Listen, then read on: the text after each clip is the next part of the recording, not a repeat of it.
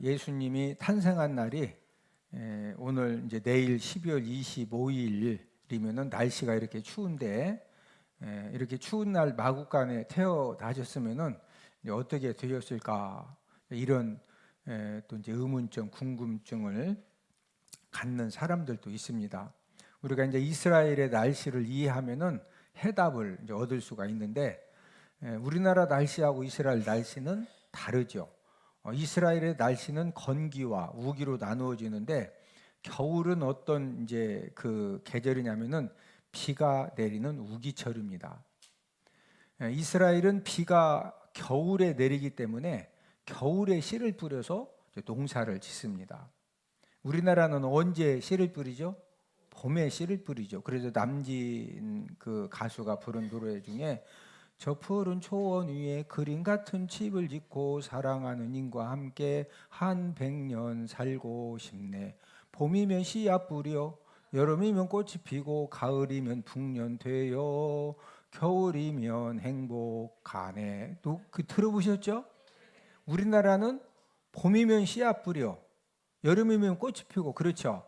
근데 겨울은 이제 이스라엘은 겨울이면 씨앗 뿌려, 봄이면 꽃이 피고, 또 여름이면 풍년되어, 가을이면 행복하네. 노래가 우리하고 완전히 바뀌어져요. 예루살렘과 베들레헴의 이제 12월 달과 1월 달의 평균 기온이 최저 온도가 5도에서 10도이고 최고 온도는 12도에서 17도입니다. 우리나라하고는 완전히 다르죠. 그리고 이스라엘의 마국간은 의외로 따뜻해서 애를 이렇게 이제 낳으면은 불편한 점은 있지만 출생한 아이의 생명에는 문제가 없습니다. 예수님 탄생한 날이 12월 25일이냐, 1월 15일이냐, 뭐 4월 며칠이냐, 이제 이것이 중요한 것이 아니라 예수님이 이 땅에 왜 오셨느냐, 우리가 예수님이 이 땅에 오신 목적을 알고 우리가 예수님을 구원주로 믿고 그 예수님이 흘리신 보혈의 피를 통해 우리의 모든 죄를 사함받고 우리가 언제 죽는다 할지라도 예수님 믿는 그 믿음 때문에 천국 가는 것이 가장 중요합니다. 미국에서 심리학 교수가 40여 명의 학생들에게 단어 연상 테스트를 실시를 했습니다. 크리스마스라는 단어를 주고 이 크리스마스 하면은 생각나는 것이 무엇이냐 하나씩 적어보라 이렇게 했더니 이제 학생들의 대답이 이 크리스마스라고 하는 이 단어를 제시해 줬더니 추리, 가시나무, 선물, 휴일, 캐롤, 산타클로스 이런 답을 주로 썼습니다. 안타깝게도 예수님을 적어낸 학생은 한 명도 없었습니다. 저와 여러분들에게 크리스마스는 무엇입니까? 이 크리스마스는 삼위일체 되신 예수님께서 저와 여러분들의 모든 죄 문제를 해결해 주시고 저와 여러분들이 언제 죽는달지라도 그 예수님 믿는 믿음을 통해서 우리가 구원받아서 이 생명길을 우리에게 주시려고 이 삼위일체 되신 하나님이 인간의 몸을 입고서 이 땅에 오신 성육신 하신 인카네이션이 성육신 하신 날이 바로 크리스마스입니다. 예수님이 오시기 전에 메시아 오심을 가장 기대했던 사람들이 누구였습니까? 그 사람들은 바로 메시아 오심이 기록된 구약 성경 연구를 통해서 메시아 오심을 가장 잘 알았던 이스라엘의 율법사들이었고 서기관들이었고 제사장들이었고 종교 지도자들이었습니다. 그런데 우리가 성경을 보면은 예수님이 탄생하셨을 때 그 예수님 탄생을 가장 기뻐했고 또 그 예수님을 경배했던 사람들은 공교롭게도 이스라엘의 율법사들이나 서기관들이나 제사장들이 아니었습니다. 오늘 본문에 등장하는 이 동방에서, 이 동방이라고 하는 것은 페르시아, 바벨론, 아라비아 지역을 말하는데 이 동방 지역에서 천체 변화를 연구하고 미래사를 예견하던 별 연구 박사들이었습니다. 동방 박사들은 별을 연구하는 가운데 위대한 별 하나가 딱 등장을 하니까 그런데 그 위대한 별이 움직이는 겁니다. 그래서 이 별을 연구하던 동방 박사들이 저 엄청나게 위대한 별이 지금 움직이는데 우리 한번 쫓아가자. 이렇게 해서 이제 서로 마음 맞는 사람들이 의기투합해가지고 그 위대한 별을 쫓아왔다가 탄생하신 예수님을 만났고, 그 탄생하신 예수님이 가장 위대한 그런 탄생임을 알았기 때문에 보배합을 열어서 황금과 유향과 모략을 예물로 드린 것입니다. 오늘 본문 11절을 함께 읽습니다. 집에 들어가 아기와 그의 어머니 마리아가 함께 있는 것을 보고 엎드려 아기께 경배하고 보배합을 열어 황금과 유향과 모략을 예물로 드리니라.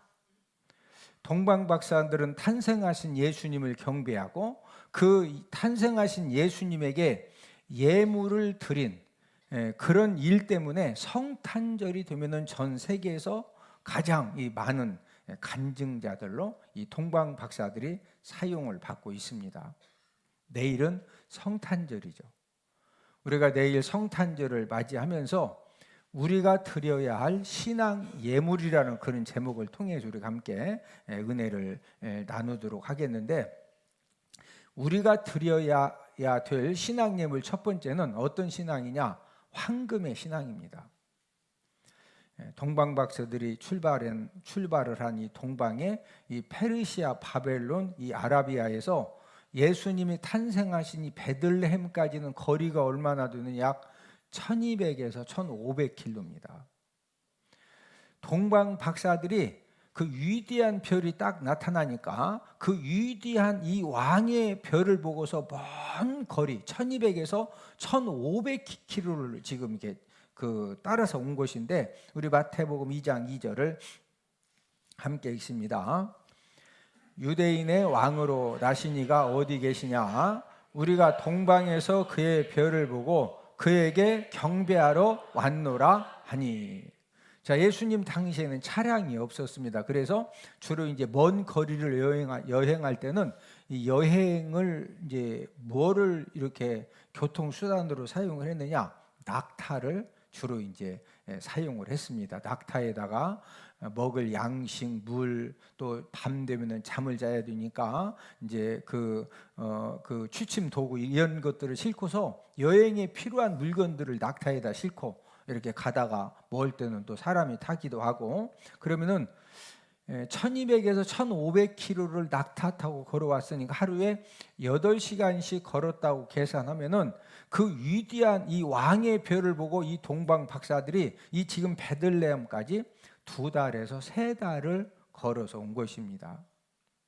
동방 박사들은 위대한 왕에게 적합한 그런 예물들도 준비를 해왔는데, 어떤 예물을 준비해 왔습니까? 바로 황금과 유향과 모략 3가지를 준비를 해서 이제 왔습니다.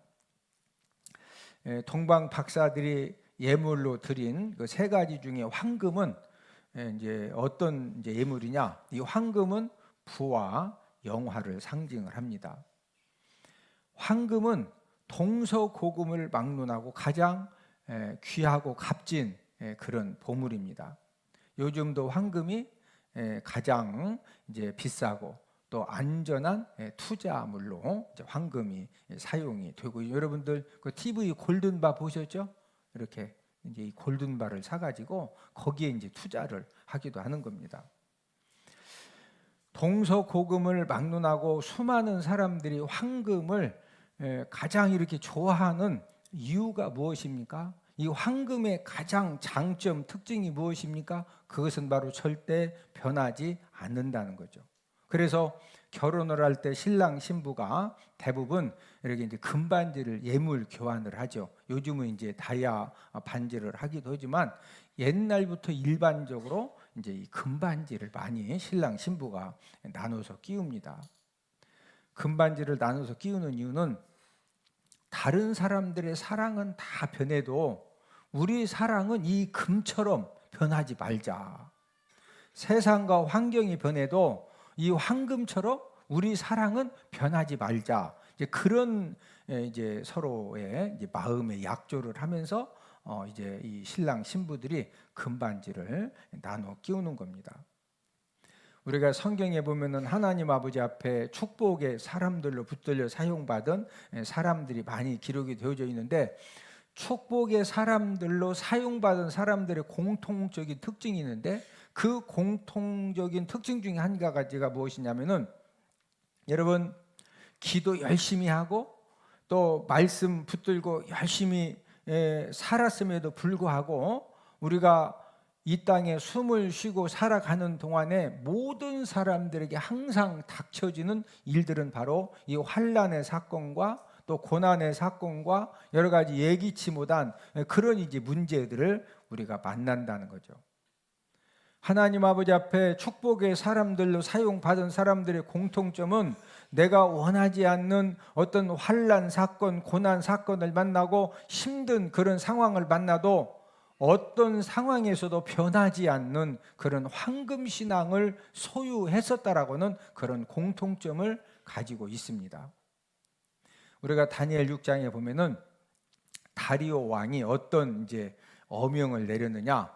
30일 동안에 어떤 신이나 사람에게 만약에 무엇을 구하고 기도하면은 사자굴에 던진다, 이런 이제 어명을 공포를 했습니다. 우리가 잘 아는 것처럼 다니엘을 모함하는 이 대적자들이 다니엘의 허물을 찾다가 못 찾으니까 이 다니엘이 하루에 3번씩 기도하는 그것을 이제 악용을 해서 다니엘을 사자굴에 던져 죽이려고 왕을 이렇게 설득을 하고 왕을 이렇게 하여튼 그 꼬드겨 가지고 이런 법을 만들었고 지금 공포가 되어졌거든요.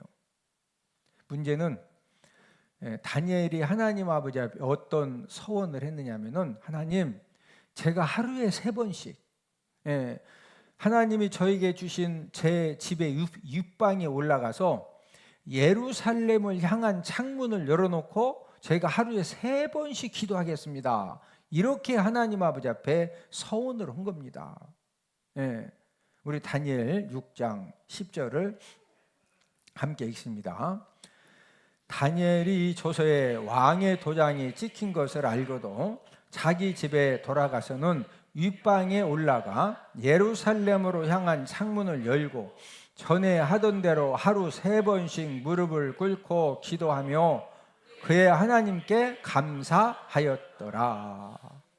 자, 다니엘이 둘째 줄에 보면 윗방에 올라갔다고 그랬어요. 어느 방에 올라갔다? 윗방. 사람들이 볼 때 아랫방에서 무릎 꿇고 기도하면은 창문보다 사람이 이렇게 있으니까 잘 안 보일 수가 있거든요. 근데 다니엘은 항상 윗방에 올라가서 기도했기 때문에 위에 창문 열어놓고 기도하면 밑에서 잘 보여요, 안 보여요? 보입니다. 그러니까 그냥 지하에 가서 기도해도 되잖아요. 또 예루살렘을 향한 무엇을 열었다? 창문을 열었다. 아니 30일 동안 지금 밖에 다니엘을 고소하려고 감시자들이 쫙 집을 둘러싸고 있으니까 창문을 닫고 서면 되잖아요. 왜 꼭 창문을 열고 해요? 근데 하나님과 다니엘이 하루에 3번씩 예루살렘을 향한 창문을 열어놓고 기도하기로 서원했기 때문에 그것을 지키기 위해서 다니엘이 지금 기도하다가 사자굴에 던져지는 것을 알면서도 그것을 이제 바꾸지 못한 겁니다. 다니엘은 황금 신앙을, 이 변하지 않는 이 황금 신앙을 소유하고 있었기 때문에 지금 기도하면은 그 기도 때문에 사자굴에 던져져서 죽어야 된다는 이런 상황을 알면서도 변치 않고 창문을 열어놓고 무릎을 꿇고 하나님께 기도를 했던 것입니다. 하나님이 다니엘의 황금 신앙을 보시고 하나님 어떻게 역사를 해주셨어요? 다니엘을 집어 던졌을 때 하나님이 사자들의 입을 딱 막아주셨고, 그래서 그 다음날 다리오 왕에 의해서 다니엘이 다시 사자굴에서 나오게 되고, 이 다니엘을 죽이려고 했던 이제 이 대적자들과 이 가족들은 성경에 보니까 사자굴에 딱 던지니까 땅에 떨어지기 전에 모든 사자들이 막 뛰어 올라가 가지고 뼈까지 전부 다 바섯들을 다 먹어버립니다. 반면에 다니엘은 하나님이 더 높여주시는 이제 그런 은혜를 허락해 주셨습니다.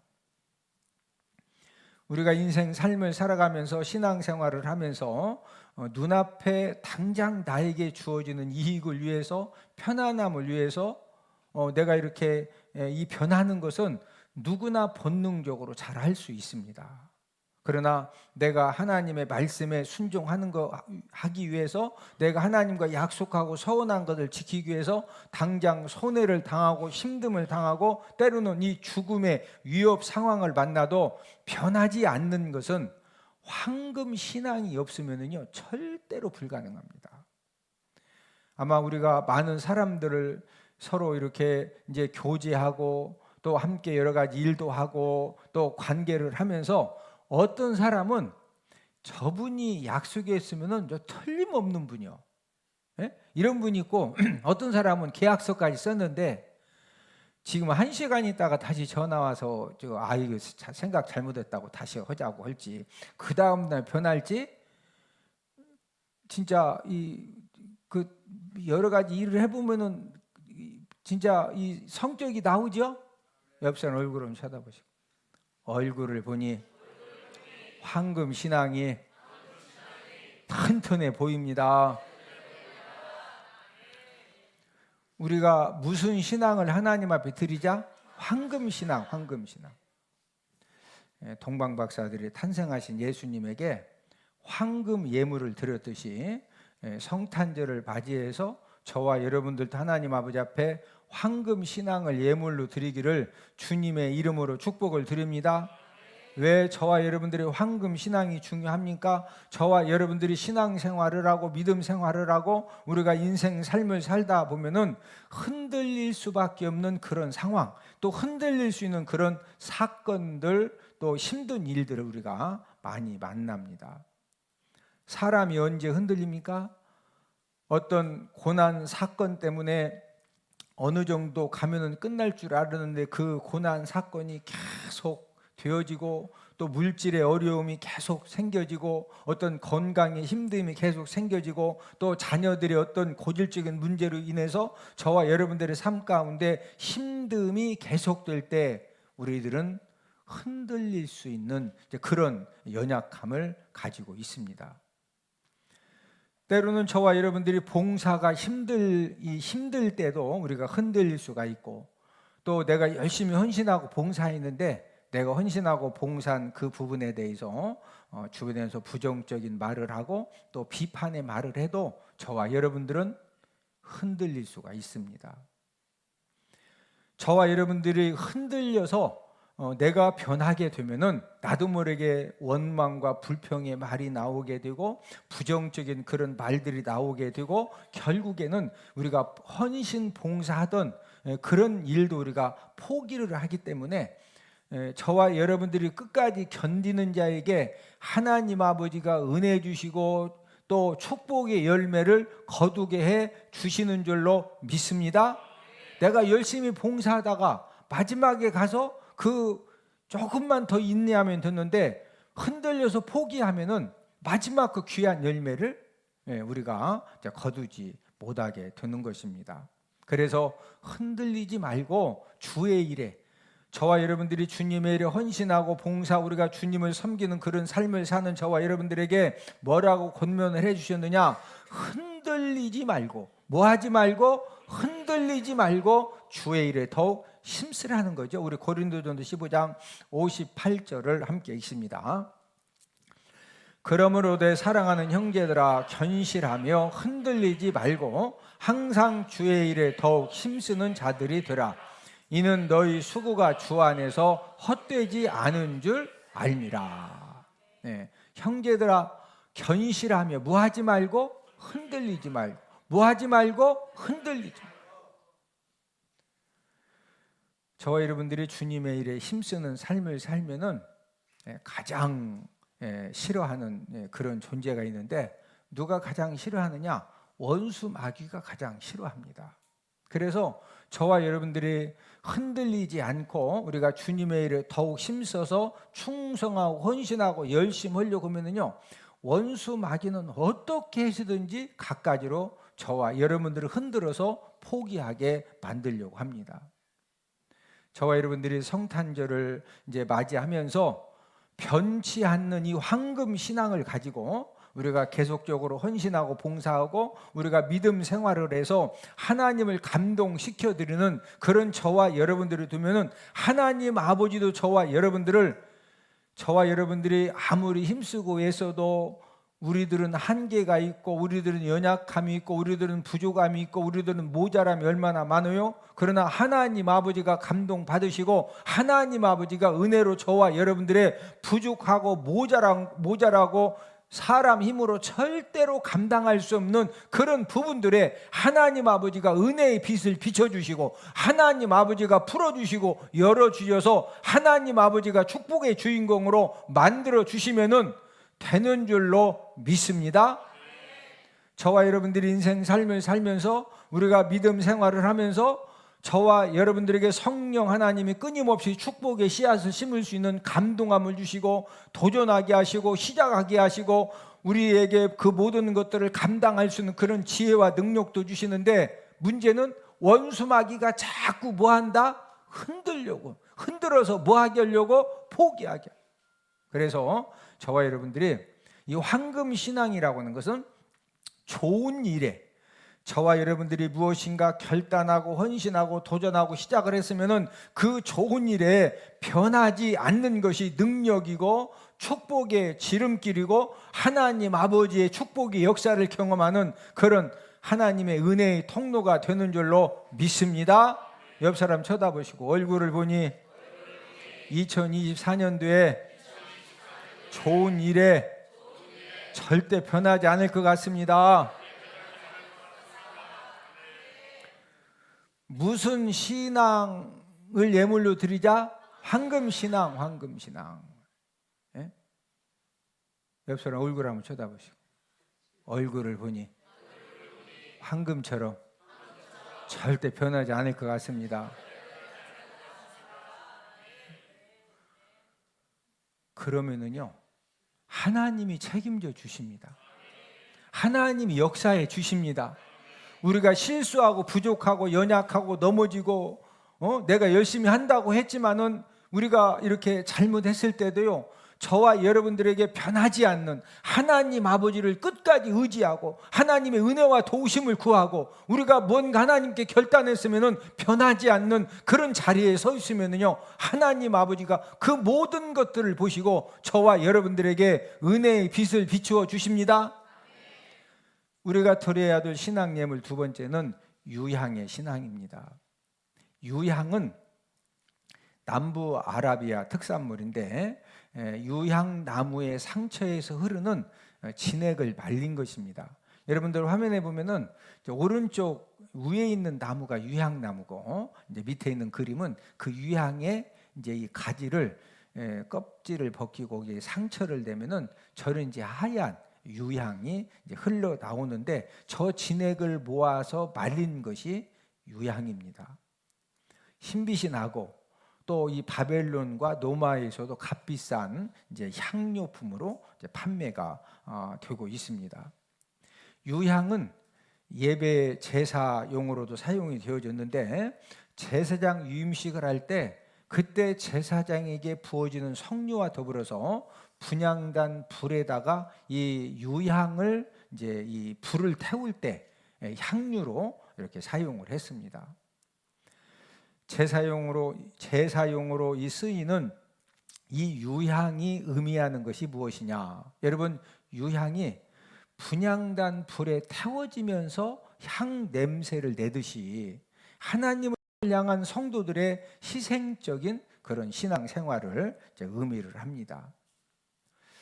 경제적인 수준이 나아지면서 우리에게 이제 많은 유익함도 있고 또 많은 도움도 있지만 경제적인 수준이 나아지면서 육신의 질병도 굉장히 많아졌습니다. 예전에는 질병하면은 영양실조 또 이제 먹지 못한 것 때문에 생겨지는 그런 질병 이제 그 많아봤자 몇십 가지인데 지금은 너무 많이 먹어가지고 거기에서 생겨진 하여튼 뭐 어마무지한 이 질병이 수백 가지 수천 가지가 늘어났어요.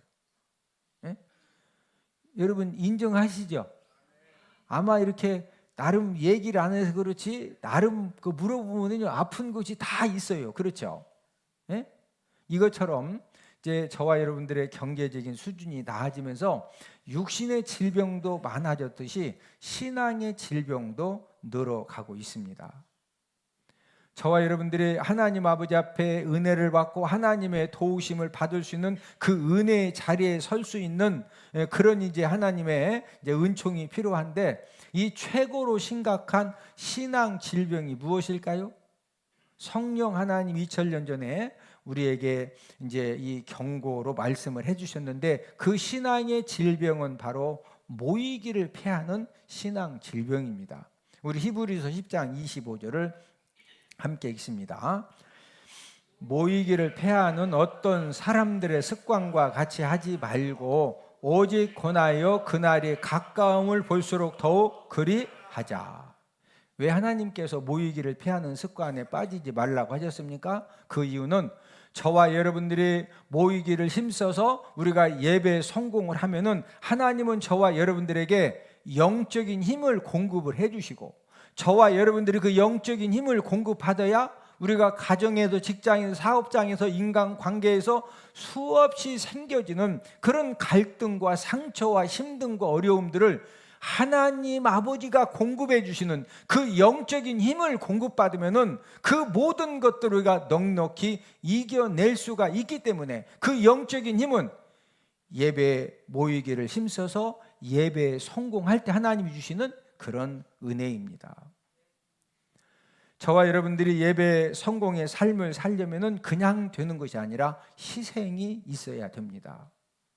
편안함도 희생해야 되고, 세상의 즐거움도 희생해야 되고, 여러 가지 갖가지 일들을 빨리 해야 되는데 일단 이런 것도 내려놓는 그런 희생이 필요합니다. 하나님은 왜 저와 여러분들에게 예배의 성공을 요구하실까요? 그 이유는 저와 여러분들이 인생 삶을 살아가는데 내가 힘쓰고 애쓰고 노력하고 참고 아무리 열심히 해도 우리들은 한계가 있습니다. 저와 여러분들의 인생 삶에 필요한 하나님 아버지가 꼭 채워주셔야 되고, 하나님 아버지가 꼭 도와주셔야 되는 그런 갖가지 상을 주시기 위해서 하나님이 그냥 주시는 것이 아니라 대신 하나님께 가까이 나와서 예배에 성공하라는 거죠. 우리 히브리서 11장 6절을 함께 읽습니다. 믿음이 없이는 하나님을 기쁘시게 하지 못하나니 하나님께 나아가는 자는 반드시 그가 계신 것과 또한 그가 자기를 찾는 자들에게 상 주시심을 믿어야 할지니라. 오늘도 저와 여러분들이 주님의 몸된 교회에 찾아 나와서 예배를 드릴 때 반드시 하나님이 뭐한 거? 계신 거. 또 예배를 통해 하나님을 찾는 자들에게 뭐 주시는심을 믿어라?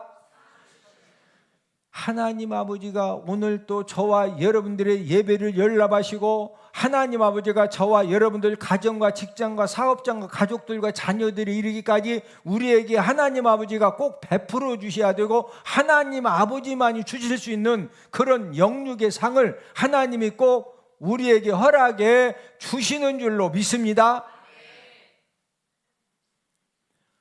우리가 예배 성공을 드리기 위해서도 갖가지를 희생을 해야 되고, 또 우리가 주님의 몸된 교회에서 헌신 봉사를 위해서도 우리들의 희생이 필요합니다. 저와 여러분들이 몸 봉사를 통해서 우리가 하나님의 일을 감당을 하면은요, 하나님 아버지가 저와 여러분들의 모든 몸의 봉사와 헌신을 하나님 아버지가 받으시고, 하나님은 심은 대로 뭐하게 하신다? 거두게 하시고. 여러분, 사람은 내가 내 자녀들이 정말 열심히 심어도 부모가 내 자녀들이 열심히 심은 거에 대해서 보상해 줄 수 있느냐? 못 해줘요. 왜? 우리는 능력이 안 됩니다. 그러나 하나님 아버지는 전능하신 하나님 아버지시기 때문에 저와 여러분들이 몸의 희생을 통해서, 시간의 희생을 통해서 주님의 일에 헌신하고 봉사하면은요, 하나님 아버지가 사랑하는 아들아, 사랑하는 딸아, 너 이렇게 여러 가지 바쁘고 또 헌신 봉사하는 것 때문에 여러 가지 힘듦도 있는데 너 진짜 헌신하고 봉사하는군. 하나님이 그 모든 것들을 전부 다 받으시고 저와 여러분들 건강과 물질과 사업장과 우리 가정과 자녀들이 이르기까지 하나님 아버지가 꼭 도와주셔야 되는 그런 부분에, 여러분 우리가 인생 삶을 살다 보면 내가 열심히 살았음에도 불구하고 때로는 그 열심히 살았는데 뭐가 이렇게 잘못되기도 하고 돌발이 생기기도 하고, 그런데 누군가 진짜 이게 해결 안 되면은 절대 안 돼요. 예? 그럴 때 하나님이 간섭하시고 하나님 아버지가 역사하시고 도와주시고 풀어주시고 열어주시는 그런 은혜를 하나님 아버지가 허락해 주시는 줄로 믿습니다.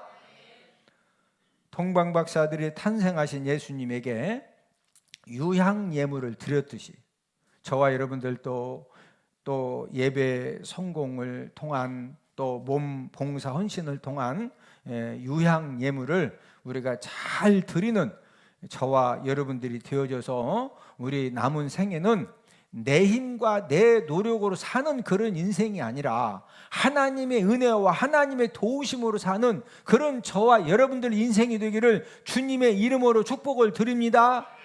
여러분, 내 인생을 내가 열심하고 내가 노력하고 내가 목숨 걸고 하는 것은요 항상 불완전합니다. 그러나 하나님 아버지가, 여러분 내가 열심히 한다고 했는데 봤더니 잘못된 데다 막 갖다 말뚝을 박는 거예요. 이쪽에다 말뚝을 박으셔야 되는데 모르니까 이쪽에다 말뚝을 이쪽에다 막 냅다 박아놨어. 그럼 어떻게 할 거예요? 이거 10년 박아놨는데 10년 박아놓은 말뚝을 이걸 언제 다 빼냐고. 이쪽 다 뽑아서 이쪽에다 다시 박아야 되는데 이게 사람으로는 안 되는 거예요. 그러나 하나님이, 여러분 성령의 능력으로, 십자가의 능력으로, 보혈의 능력으로 은혜 주시면은요 10년 동안 잘못 박은 것도 하나님 뽑아서 그냥 5초만 이쪽에다 박아주시면 되는 거예요. 옆 사람 쳐다보시고, 남은 생에는 하나님의 은혜로, 하나님의 도우심으로 함께 삽시다. 할렐루야. 우리요 그런 일이 얼마나 많냐고요. 진짜 열심히 했는데 가서 마지막 결론을 봤더니 이쪽에다가 땅을 파야 되는데 이쪽에다 냅다 땅을 파가지고, 그래서 우리 인생은 하나님의 은혜로 사는 겁니다. 오늘 하나님 아버지 앞에 예배드리는 여러분 가정과 직장과 사업장에 하나님 아버지가 돌아오는 2024년도에는 하나님의 은혜의 담비를 기름 부듯 부어주셔서 하나님 아버지가 풀어주시고 열어주시고 하나님 아버지가 모든 것들을 도와주시는 그런 은혜가 넘쳐날 줄로 믿습니다. 우리가 드려야 될 신앙 예물 세 번째는 몰약의 신앙입니다. 이 몰약은 동아프리카 또 아라비아에서 자생하는 몰약나무 가지에 상처를 내서 흘러내리는 수액을 모은 겁니다. 유향 채취하는 것하고 비슷하죠. 이 몰약을 뜨겁게 하거나 태우면은 이 몰약에서 강력한 이제 그런 향기를 풍기는데, 주로 언제 이 몰약을 사용했느냐? 사람의 의복이나 또 사람이 잠자는 침실을 좀 향기롭게 함이 필요하다. 그때 이제 이 몰약을 사용을 했습니다. 가격이 비싸기 때문에 예전에는 귀 부인들이 향수나 화장품으로 이 몰약을 사용을 했습니다. 몰약의 가장 큰 특징은 강력한 그런 좋은 향기를 냅니다. 뿐만 아니라 이 몰약은 진통 작용도 있어서 진통제로도 사용이 되어졌는데, 우리가 성경에 보면은 군병들이 예수님에게 몰약탄 포도주를 주죠.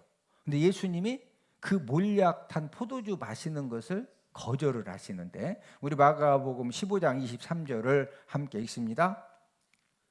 몰약을 탄 포도주를 주었으나 예수께서 받지 아니하시니라. 이제 군병들은 십자가에 달려 돌아가신 예수님 너무 고통스러우니까 좀 이게 그 고통을 덜어주려고 이 포도주에다가 몰약을 타서 이제 줬는데, 예수님이 왜 거절하셨느냐? 저와 여러분들의 모든 이 죄악을 해결해 주시기 위해서는 완전한 고통을 당하셔야 돼요. 그래서 그 완전한 고통을 감당하시기 위해서 이 몰약을 탄 포도주를 예수님이 받지 않으신 겁니다. 몰약은 성도가 가져야 할 신앙의 한 모습을 보여주고 있습니다. 여러분, 몰약이 향수로서 좋은 향기를 이렇게 발해서 많은 사람들에게 유익함과 행복함을 제공을 해주듯이 예수님 믿고 하나님 자녀된 저와 여러분들도 좋은 향기를 바라는 그런 이 언어 생활이 되어지고 또 눈빛이 되어지고 또 저와 여러분들의 삶이 되어지기를 주님의 이름으로 축복을 드립니다. 여러분, 좋은 향기는 사람들로 하여금 좋은 감정을 갖게 해줍니다. 반대로 나쁜 향기는 사람들 머리를 아프게 하고 더 심하면은 구역질도 하게 만들죠.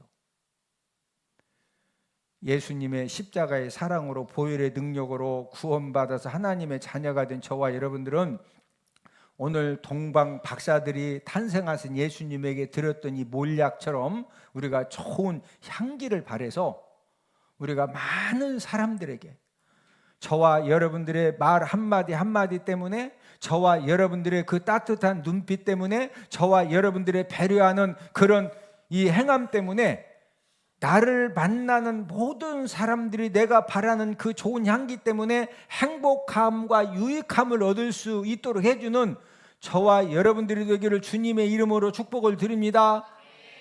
우리는 그리스도의 향기라고 그랬어요. 고린도후서 2장 15절 16절을 함께 읽습니다.